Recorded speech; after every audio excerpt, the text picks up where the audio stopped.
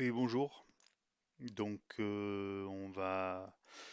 Donc là, je vais vous parler de qui passe encore une fois de plus. Et cette fois, on va voir comment créer déjà une base de données. Donc une base de données de qui passe, c'est au format .kdbx. Donc pour créer une nouvelle base, vous double-cliquez sur le logiciel qui passe. Le raccourci. Bon, cette fenêtre, vous l'aurez pas parce que c'est dû à ma configuration. Vous allez atterrir directement sur une fenêtre comme ça. Vous faites fichier nouvelle donc, pour nouvelle base de données.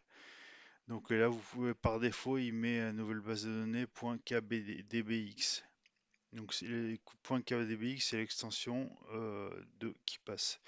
Donc vous pouvez la stocker où vous voulez sur votre arborescence de, de disque, si vous en avez une, si vous avez un disque externe, si vous avez une clé USB, vous pouvez la stocker où vous voulez.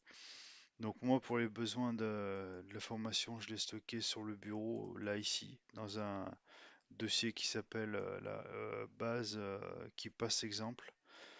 Donc hop, je laisse son nom, hein, si je veux je peux le changer, mais je laisse son nom comme il est, hein.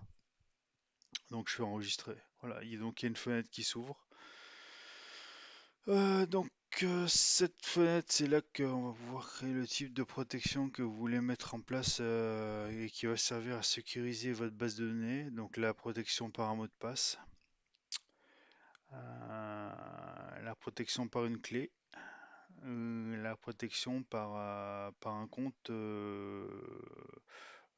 Windows, par votre compte ou avec lequel vous êtes déjà authentifié, déjà logué sous Windows. Donc voilà. Donc la protection peut être multi-authentification, c'est-à-dire que votre base de données peut être protégée par plusieurs types de serrures, on va dire ça comme ça, hein. Donc là, il n'y a qu'un type de serrure. Là, il y a votre base sera protégée par deux types d'authentification. Et là, si vous cochez la troisième case contre Windows, il faudra que vous soyez logué avec votre compte, vous ayez mis le fichier de clé et vous ayez rentré un mot de passe pour que votre base de données puisse s'ouvrir. Si c'est pas le cas, si ces trois vérifications sont pas faites, donc ça marche pas. Donc voilà, là pour l'instant on ouvre la base que par une seule, on va tester que par un mot de passe. Donc pour ce qui est de la protection juste avec un mot de passe, donc vous sélectionnez le mot de passe. Donc si vous faites OK là tout de suite, sans en mot de passe, il va vous le prendre par défaut, hein. En gros, si vous ne choisissez pas mettre de mot de passe sur votre base, c'est votre problème. Dans ce cas-là, à chaque fois que vous ouvrez votre base, vous aurez juste à faire OK, hein. Sinon, vous prenez un mot de passe solide via le générateur de mot de passe qu'on va voir un peu plus tard, euh, si vous avez une idée pour l'emploi d'un mot de passe solide. Donc le deuxième type d'authentification, donc si imaginez vous voulez pas ou que votre base s'ouvre avec un mot de passe mais avec un fichier de clé. Donc vous pouvez utiliser un fichier de clé aussi pour vous authentifier. L'avantage c'est que vous n'avez pas à vous rappeler d'un mot de passe par exemple que vous pouvez écrire ou que vous laissez traîner sur un bureau ou mettre sur un post-it, etc. Donc par contre une clé c'est sous forme de fichier. Donc .key, key. Donc ces fichiers, c'est à conserver et surtout pas à perdre, quoi. Une clé, ça peut être donc utilisé à la place d'un mot de passe ou s'utiliser en combinaison avec un mot de passe, donc les deux. Donc ça veut dire que vous pouvez vous authentifier avec les deux, le mot de passe, un mot de passe plus la clé. Donc il faudra que vous rentrez le bon mot de passe et vous mettiez le bon fichier de clé, vous fassiez OK pour que votre base puisse ouvrir. Donc on peut la créer manuellement, hein. C'est un fichier texte, vous mettez n'importe quoi à l'intérieur, et dans ce cas-là, vous faites parcourir et vous allez chercher le fichier clé que vous aurez créé, mais il faut qu'il s'appelle .key, hein, .key, hein, d'accord? Donc attention, il faut faire attention, le fichier key, le fichier de clé, une fois que vous l'avez créé, vous avez ouvert votre base avec le fichier clé ne doit pas être modifié, hein. Parce que si vous le modifiez, c'est mort, hein. Vous pouvez plus, peut-être vous pourrez plus vous rappeler de quoi avait l'air la clé, parce que ça c'est compliqué à se rappeler une clé. que vous avez généré. Et si vous changez le moindre octet dans la clé ou le moindre chaîne de caractères, c'est mort hein, pour pouvoir ouvrir votre clé, votre base, pardon. Donc voilà. Et donc ce que je vous conseillerais, c'est aussi de bien stocker votre fichier sur plusieurs supports. Par exemple, vous en gardez une copie chez vous. Ou en cas de souci, vous pourrez toujours ouvrir votre base car vous avez une ou des copies de la clé en prévision. Ça, c'est pour la conservation de la clé, hein. Donc, et puis la clé, donc le fichier .key, ne le laissez surtout pas dans le même lieu où vous avez stocké votre base .kdbx, hein. Parce que imaginez, vous faites pirater votre PC, le mec il rentre dans votre dossier où il y a la base et il voit quoi? Le fichier de clé. Donc si il n'y a eu qu'une authentification par la clé, le mec il charge la base avec la clé puis c'est fini. Il a accès à tous vos mots de passe. Donc, on va parler de la troisième type d'authentification. Donc, la troisième type d'authentification, c'est vous pouvez vous authentifier via un compte Windows avec cette option. Et donc, il faut savoir, faut être prudent car au cas où votre compte Windows est effacé ou dans le cas où vous avez perdu le mot de passe, c'est pas en recréant le même nom d'utilisateur via votre Windows que votre base va se réouvrir, hein. En gros, dans ce cas, c'est plus ou moins mort, hein. Donc, c'est pas une tâche facile pour récupérer relire votre base, surtout si elle a été euh, ouverte avec un compte Windows et que vous avez crashé votre compte Windows, hein. Donc, c'est une option d'authentification de la base qui poserait le plus de soucis en cas de problème. Donc, je ne conseillerais pas trop de l'utiliser, sauf si vous êtes sûr de vous, hein. Donc, il n'y a pas de ça. À savoir que pour le mot de passe principal, donc celui-ci là, celui-ci, le mot de passe principal, on peut modifier sa longueur minimum exigée, hein. Par exemple, on peut le faire en modifiant un fichier XML et en appliquant à ce fichier, à cette base, une variable spécifique qui définit le nombre minimum de caractères que doit comprendre le mot de passe. Parce que c'est vrai, c'est ce que je vous ai dit tout à l'heure, si vous faites OK, 0. Mais si vous avez modifié un fichier XML, ben, je vais vous le faire voir. Le fichier qui est sur le site de KeePass, il est expliqué, c'est en anglais, mais c'est un plus ou moins expliqué, hein. Donc vous ouvrez un navigateur et je vais vous donner le lien où vous pourrez modifier votre fichier de configuration. Donc c'est ça, hein. Donc c'est ici.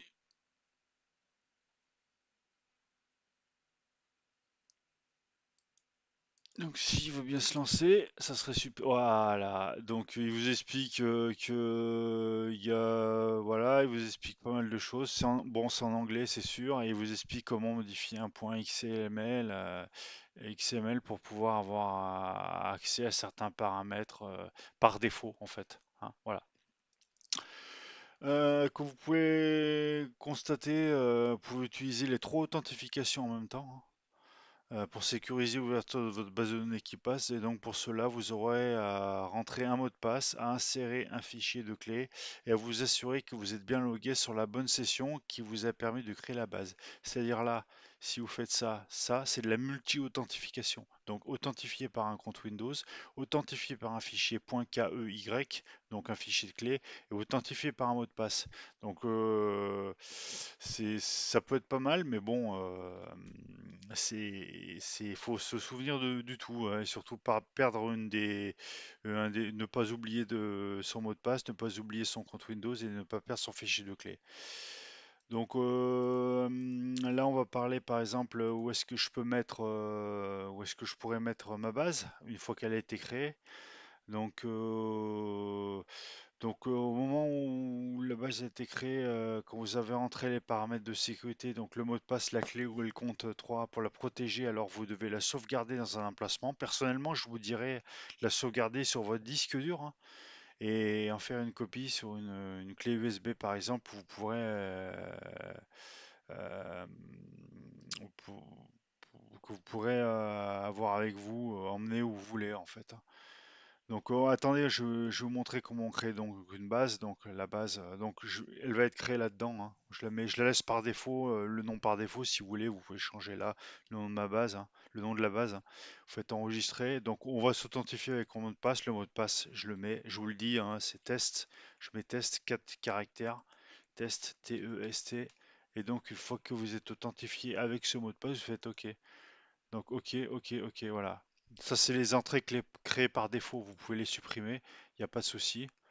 Vous faites clic droit, supprimer l'entrée. Clic droit, c'est des entrées exemples, hein. Donc de ce côté-là, voilà. Donc ça, par défaut, par défaut, c'est comme ça. Donc on va vérifier que ça fonctionne bien. Vous quittez la base, vous faites enregistrer, vous la rechargez. Et donc j'ai mis comme mot de passe principal test.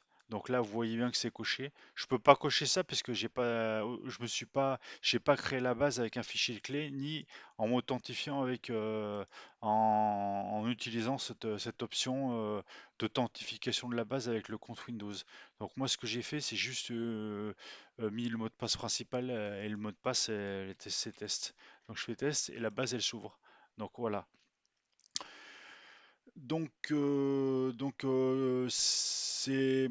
Par exemple, quels sont les mots de passe qui me permettent de crypter ma base? Parce qu'il faut savoir que une fois que votre base est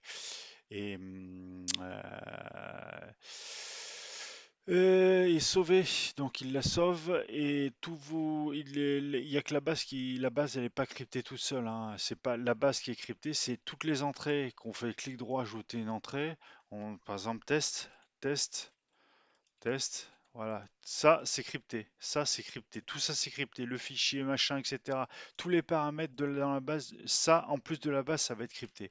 Et ce cryptage, c'est un cryptage au niveau du chiffrement, à savoir que KeePass il chiffre pas seulement vos mots de passe, donc c'est ce que j'ai dit tout à l'heure, qui correspondent à vos entrées, mais il chiffre tout.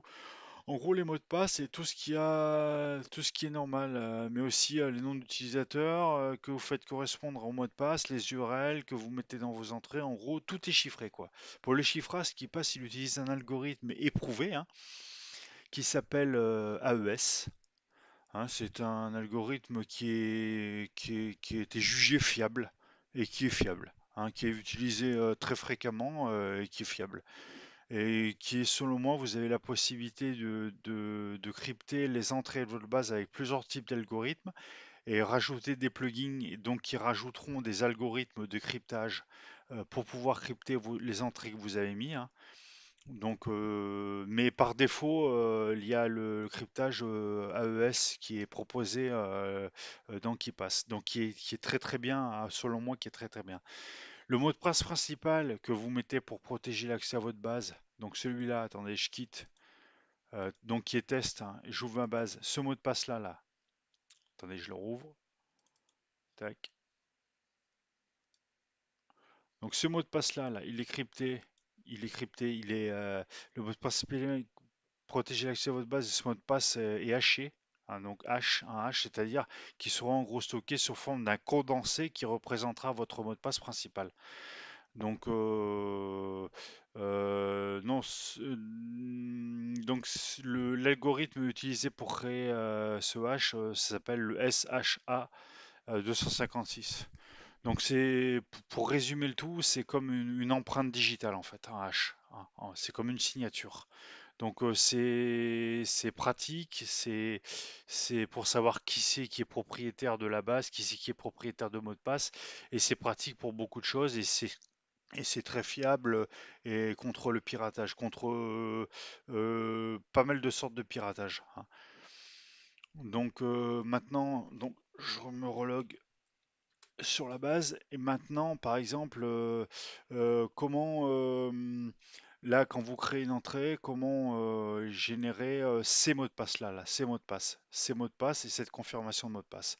Donc, à savoir que quand vous cliquez ici, là, vous pouvez ouvrir le générateur de mot de passe ou vous pouvez ouvrir le générateur de mot de passe par ici, générer un mot de passe. Donc, quand vous générez un mot de passe, qu'est-ce qui se passe? Donc, je vous parlais de personnaliser mot de passe généré automatiquement pour les nouvelles entrées.